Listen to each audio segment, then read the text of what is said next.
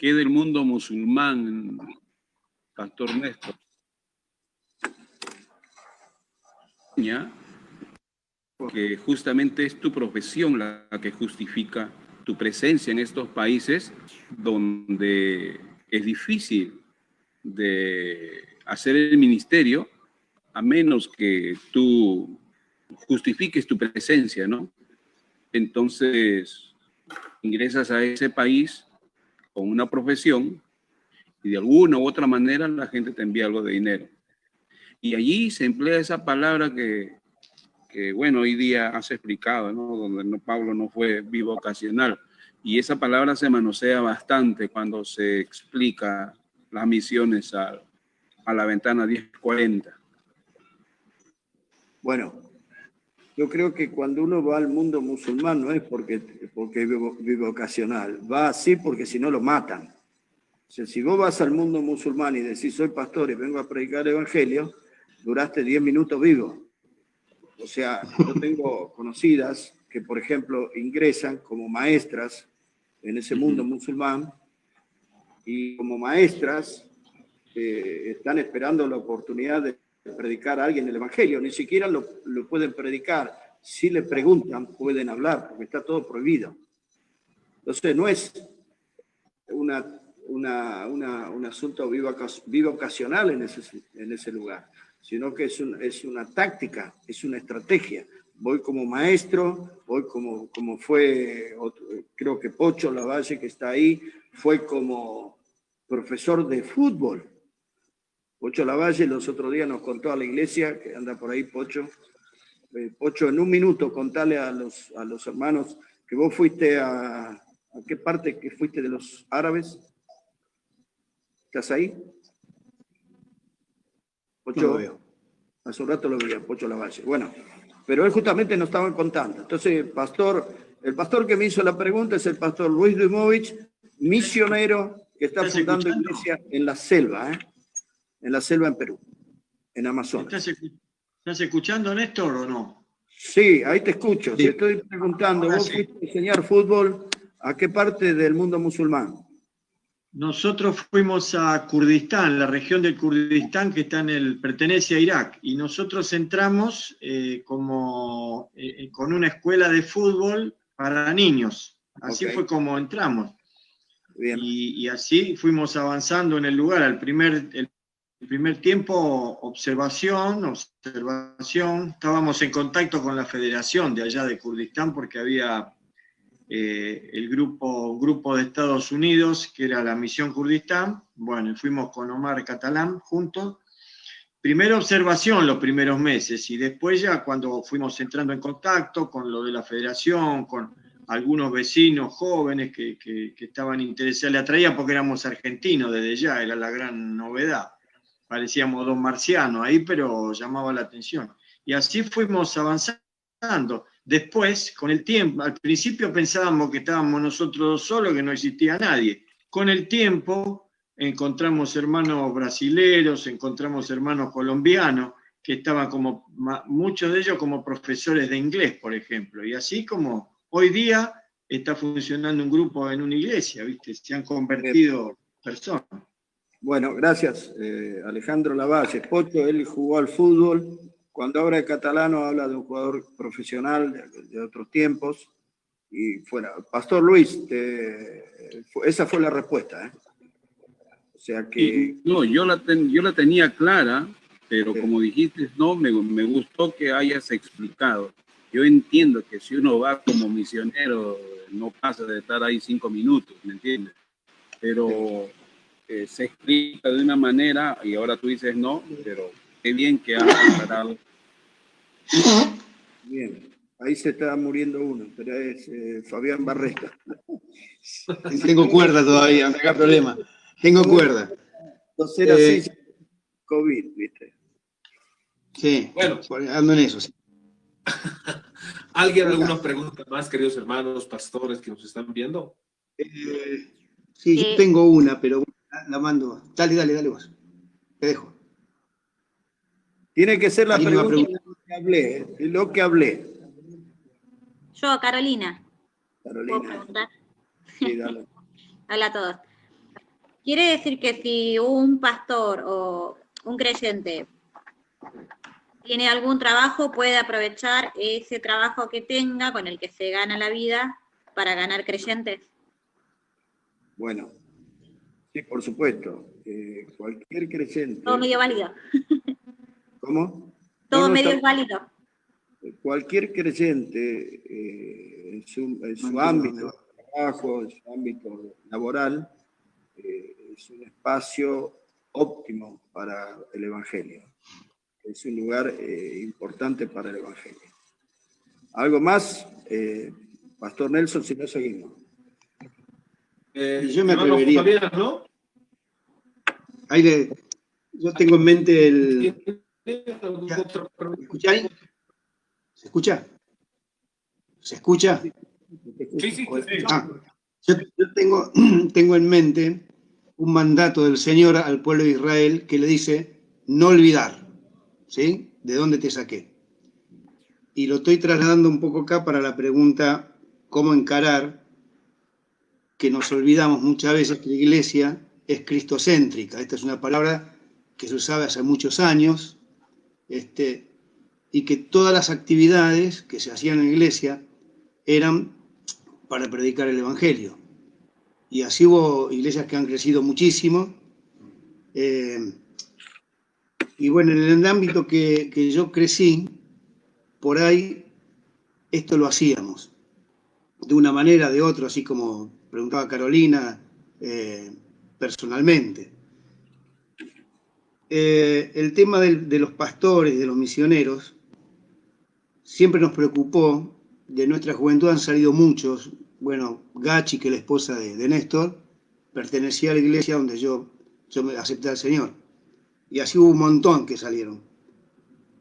Pero era como que se largaran, o sea, las iglesias los aplaudían para que se largaran, ¿sí?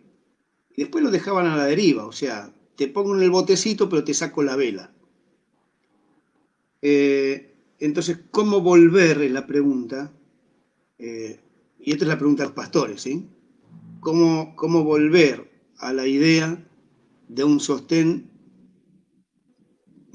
productivo, digámosle? Bueno, porque no se puede estar siendo pastor, trabajar, alimentar a la familia, recibir ropa usada para los hijos fuera de moda, y esto es así, que la iglesia lo sepa. Yo sé que los pastores no lo van a decir, pero yo, como no soy pastor, aprovecho y lo digo para que llegue. Un pastor gasta mucha más plata en corbata, perdóname, Néstor, un pastor gasta mucho más en corbata, gasta mucho más en zapatos, gasta mucho más en ropa que cualquier hermano de la iglesia. Y no es justo que sus esposas salgan a trabajar para mantener parte del ministerio y que sus hijos sufran la diferencia de estar a menos. Y esto yo lo voy a decir siempre. Lo pregunté la otra vez y siempre tiene que ver con este tema, ¿sí? Porque es el sostén. Esta es la cosa, ¿cómo vamos a encarar? Bueno, eso lo respondo ahora, en la segunda parte justamente voy a explicar eso. Si me permiten, sigo. ¿Está bien, Nelson? Sí, amén. Bueno, primero vamos a ver. 1 Timoteo 5. Volvemos a 1 Timoteo 5. Siempre recordando que 1 Timoteo, el versículo central es, para que si tardo sepas cómo debe conducirte en la casa de Dios, que es la iglesia del Dios viviente, columna y baluarte de la verdad. Siempre sabiendo, espera, Pedrito, siempre sabiendo que estamos hablando de una rueda de bicicleta y que el eje de la rueda es la iglesia local. Estamos hablando de la iglesia local, ni siquiera estamos hablando del pastor. El pastor es un subproducto. ¿Entiendes? Es un rayo de esta rueda. La viuda, el pastor, la doctrina, todo lo que se toca en la epístola. Pero el centro es la iglesia local. Lo que nos está hablando Pablo es cómo es la iglesia local y qué hace la iglesia local. ¿Entienden? Ahora, volviendo y retomando en versículo 17. Los ancianos que gobiernan bien sean tenidos por digno doble honor, mayormente los que trabajan en predicar, enseñar, pues la Escritura dice, no pondrás bozal al buey que trilla, y digno es el obrero de su salario. Me encanta el título de obrero, porque a mí no me interesa, creo que a los pastores no les interesa ser rey, ni nada por el estilo. Hay algunos pastores que ahora tienen una vocación de super pastores o super apóstoles, que el apóstol Pablo lo trató en 2 Corintios, cuando habla de apóstoles falsos, ahí habla en el original de super apóstoles, por supuesto irónicamente. Pero acá dice, es un obrero del Evangelio. Es un obrero del Evangelio. A mí me gusta. Es un obrero espiritual, es un trabajador espiritual. Y Dios, que es un legislador, es el que escribió los 10 mandamientos, las tablas de la ley en la piedra, con su propio dedo, decide acá dejar los principios generales de 1 Corintios 9 y empezar a especificar. Abandona lo general y quiere terminar la discusión sobre el asunto del pastor y lo termina entrando en especificar la cosa, en dar detalles. Esto como los legisladores en Argentina o en Bolivia debe ser lo mismo. A veces el legislador legisla en general, pero después para aplicar las leyes se necesitan definir detalles y se le pide al legislador que por favor legisle también los detalles, porque si no hay muchas posiciones, contraposiciones, un montón de debates. Entonces el legislador se ve en la obligación de decir, no, tiene que hacer esto, esto, esto, esto. Y se acabó la discusión. Y acá Dios va a poner cada pieza en su lugar. Porque dice, por ejemplo, en el versículo 18, dice, digno es el obrero de su, ¿qué? Salario, no dice de su ofrenda. ¿Entiendes? No dice de ofrenda. Porque ofrenda es algo voluntario que puede suceder o puede no suceder. Acaba de un salario. Un salario es algo convenido, es algo sistemático, es un compromiso. Entonces ya habla de otro tema, porque a veces el predicador, el obrero de Dios, queda a la deriva, como dijo hace un rato Fabián, cuando habló de que lo subían en el botecito y le sacaban las velas. Yo le digo, se vende humo, o sea, en los seminarios y en las iglesias se lo dicen a los jóvenes, tienen que ir al fin del mundo, tienen que ir acá, tienen que ir allá, pero nadie va a poner un peso para ellos. Entonces, es muy emocionante a la juventud, los jóvenes, como decía ayer, son kamikazes, son como soldados suicidas, los jóvenes van a ir. Pero nos toca a nosotros, a los viejos, a los más experimentados, crear las condiciones para seguir llamando a la juventud, como decía Fabián, a predicar el Evangelio hasta el fin del mundo, pero crear las condiciones bíblicas para que lo puedan hacer de la mejor manera. Porque de esta forma, la iglesia se realiza como iglesia y la iglesia concreta el llamamiento de Jesucristo de ganar al mundo para Cristo. Porque es muy importante que el pastor de la iglesia tenga algo que esté definido, que esté aclarado convenientemente, para que no esté en una situación de duda constante. Este es un asunto de la iglesia. Él está hablando a la iglesia acá, ¿no es cierto? Entonces, a veces, ¿qué pasa? La iglesia no tiene dinero.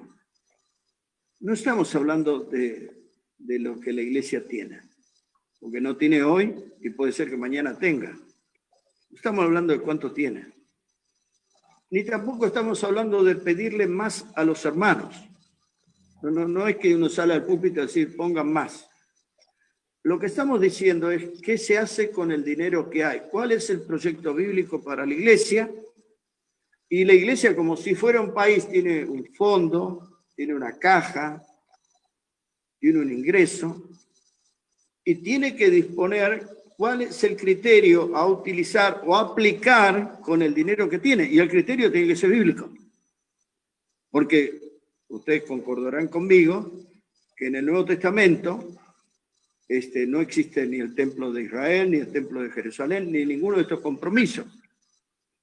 Este es uno de los compromisos que está bien especificado en la Biblia, que es el sostén del pastor.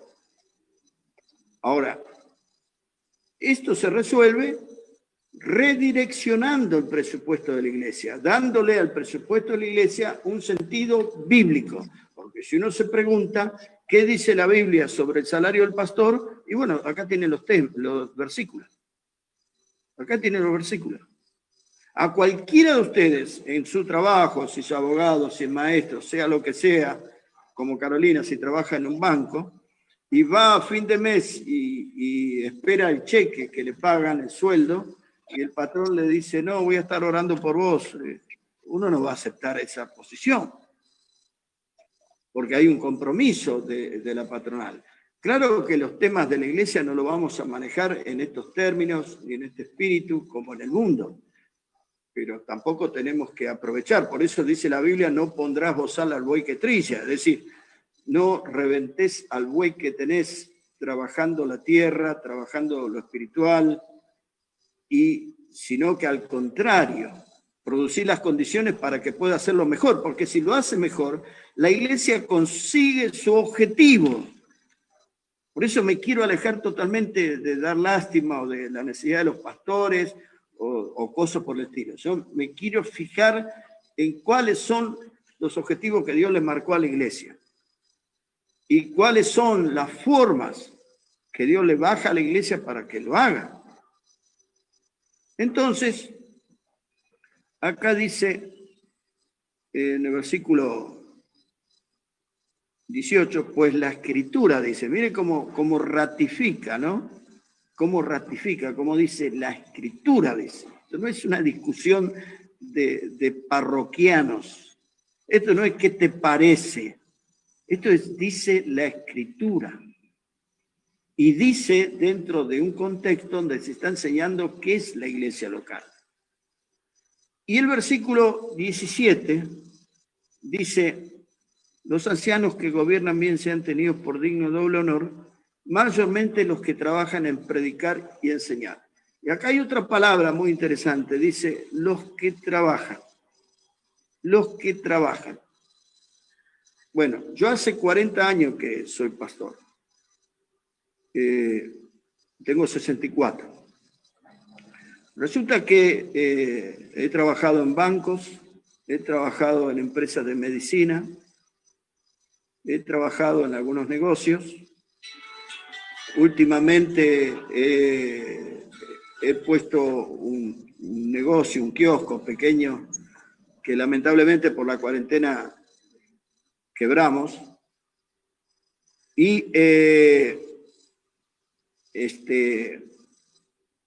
era muy interesante que algunos hermanos me decían, ¿y ahora que trabajás? ¿Me entienden? O sea, hace 40 años que soy pastor. Y ahora porque tenía un kiosco me decían, ¿y ahora que trabajás? O sea, es una mente materialista que cree que el trabajo espiritual no es trabajo. Por eso San Pablo dice claramente, es mucho si sembrando en ustedes lo espiritual, recogemos lo material. Se está refiriendo a esto y le está hablando a los corintios.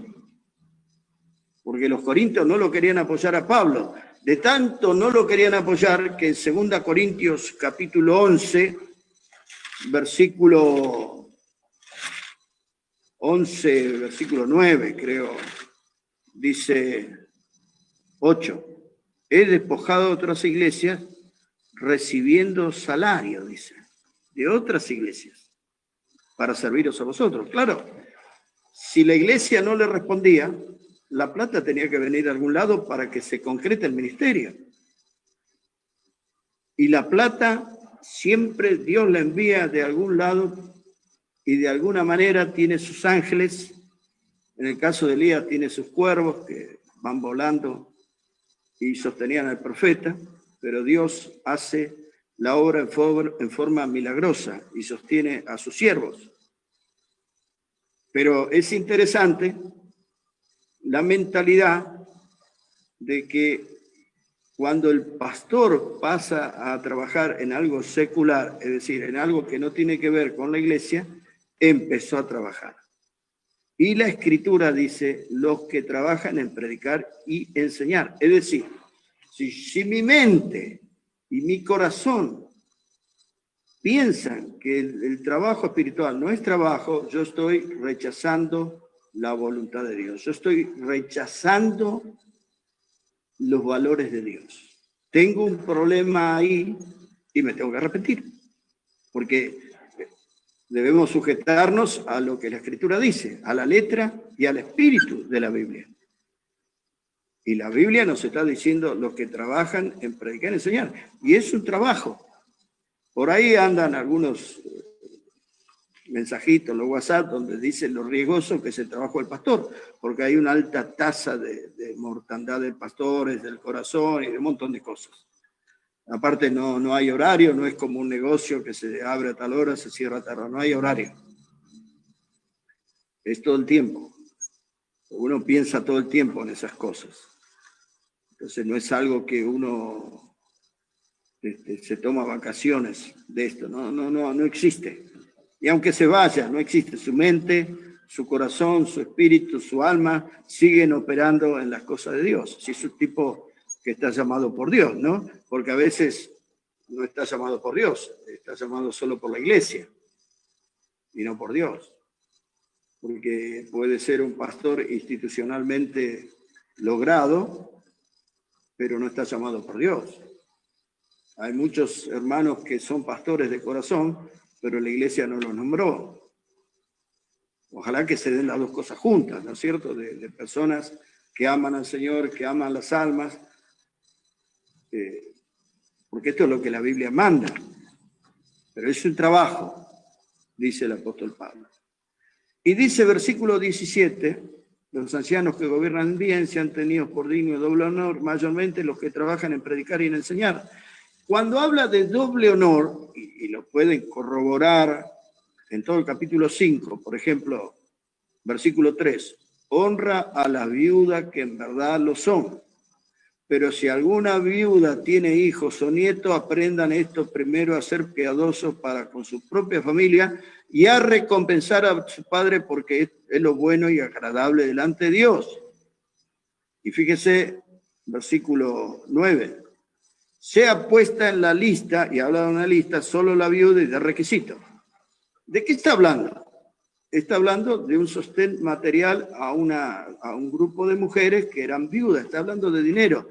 Y dice, versículo 3, honra a las viudas, que en verdad lo son. Y empieza a explicarte a qué viuda la iglesia le tenía que pasar un dinero. Que eso lo vamos a ver la próxima reunión, el próximo jueves. Eso lo vamos a ver el próximo jueves. Pero la palabra honra es la palabra que se utiliza también para honorario. Por eso cuando dice, sea tenido por digno de doble honor, sea tenido por digno de doble salario, es lo que está diciendo la Escritura. Porque esto es lo que surge del contexto. Por eso dice mayormente. O sea, acá marca una diferencia. Dice que a todos, pero mayormente, los que trabajan en predicar y enseñar. ¿Por qué Dios dice esto? ¿Por qué lo dice? Bueno, acá en Argentina, no sé, en Bolivia, no sé si hay gente de Uruguay, creo que hay gente de Uruguay, creo que iba a haber alguien de Miami, no sé si está ahí, Arodis. Siempre se dice que la columna vertebral de un país es la educación. Y también siempre se dice que a veces no quieren que la gente aprenda o que estudie para poder manejarlos mejor. Siempre se debe pagar bien a los maestros. Por supuesto que lamentablemente en los últimos años la educación se ha llenado de ideología que viene a minar y contaminar la educación que deben recibir nuestros hijos y nietos. Pero en verdad la educación es vital para el desarrollo de un país. Bueno, Dios piensa que es vital para la vida de una iglesia. Mayormente los que trabajan en predicar y enseñar, dice. O sea, que Dios en su mente nos baja esta línea y nos dice, hermanos, la iglesia local es columna y baluarte de la verdad y necesita cumplir con esta palabra, porque necesitamos favorecer el magisterio de la palabra de Dios. Fíjense en el Hechos capítulo 6, que estaba el problema de las mesas, que los apóstoles dijeron, busquen 7 varones de entre ustedes, y dan requisitos, para que nosotros persistamos en la predicación de la palabra y en la oración. Lo que está diciendo, nosotros estamos exclusivamente dedicados al ministerio de la palabra. Y para que esto se pueda realizar y se pueda concretar con mayor efectividad, es decir, para darle más libertad y para darle más soporte al predicador, al obrero de Dios, hay que cumplir con porque lo puso Dios, no lo puso un pastor. Por eso yo estoy aclarando bien que el mensaje surge de la Escritura, no surge de prejuicios o pensamientos que nosotros podamos tener. Entonces, es muy importante que nosotros revisemos puntillosamente estos pasajes. Ahí en Filipenses capítulo 4, versículo 15, el apóstol Pablo dice, Filipenses 4:15, dice, y sabéis también vosotros, oh filipenses, que al principio de la predicación del Evangelio, cuando partí de Macedonia, ninguna iglesia participó conmigo en razón de dar y recibir, sino vosotros solos. O sea, acá estamos hablando de un misionero que se llamaba Pablo y Bernabé, y las iglesias, me acuerdo cuando yo decidí fundar la iglesia en Don Torcuato, que no realmente era más verde que, ¿vieron cuando uno arranca un fruto verde de un árbol? Una mandarina verde, bueno, estaba re verde. Pero estaba tratando de imitar lo que hacían los mayores. ¿Y qué hacían los mayores? En aquel tiempo yo conocía a muchos misioneros norteamericanos, estamos hablando a principios de los 80, y los misioneros norteamericanos, no había internet, no había WhatsApp, no había nada, lo que hacían eran tarjetones, algunos recordarán, con la foto de su familia, misionero a Bolivia, misionero a Japón, misionero acá, misionero allá, y esos tarjetones le entregaban a las iglesias, y las iglesias en Estados Unidos, en Alemania, en Inglaterra, los sostenían, los apoyaban económicamente. Entonces yo iba a empezar la iglesia en Don Torcuato y hablé con gente mayor que yo, que eran sostenidos desde el exterior, y le digo, ¿qué hago? Y uno me dice, hacer tarjetas de oración, que eran esas. Y me mandé a hacer 1000 tarjetas de oración, que todavía hay alguna por ahí dando vueltas. Pero después yo estaba re contento que tenía una caja llena con 1000 tarjetas de oración, con mi esposa y mi única hija que tenía en ese momento, que era Abby. Pero después me di cuenta el problema que tenía. ¿Cuál era el problema? ¿A quién se la doy? ¿A quién se la doy? Los misioneros de Alemania tenían iglesias que estaban dispuestas, los ingleses, los norteamericanos. En la Argentina no existía. No existía la mentalidad. No existía una estructura. Para los misioneros le armaban en las iglesias el ropero, un mueble con ropa usada, así que para darle a los hijos. Entonces, el apóstol Pablo dice, yo cuando empecé a predicar, nadie me quiso apoyar. Nadie. Y obviamente por la vida que tuvo Pablo, lío tras lío tras lío. Y en 2 Corintios 11, todo lo que nos cuenta de su vida son líos y líos y líos y líos. ¿Y quién va a presentar una carta? Por favor, sosténganme. estuve preso, me apedrearon, me pegaron con látigo, estuve muerto de hambre, estuve en naufragio, estuve en esto, estuve en esto, estuve en esto. Sí, es una bomba de tiempo, un testimonio de eso. No lo querían apoyar, no lo apoyaron. ¿A quién se dañó? ¿A Pablo o al ministerio? Por supuesto, a Pablo le causaron problemas, pero se estaba afectando el proyecto. Se estaba afectando el proyecto. Y por eso es que Pablo se puso a hacer changas. En Bolivia, en Perú le dicen chambas. En Bolivia, ¿cómo le dicen? Changas, chambas.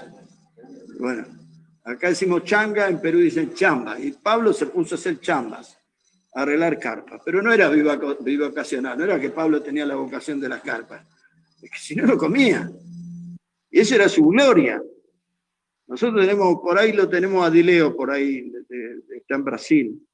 Dileo fundó iglesias en México, fundó iglesias en Uruguay, fundó iglesias en Argentina, y muchas veces, la mayor parte del tiempo, trabajó de pintor.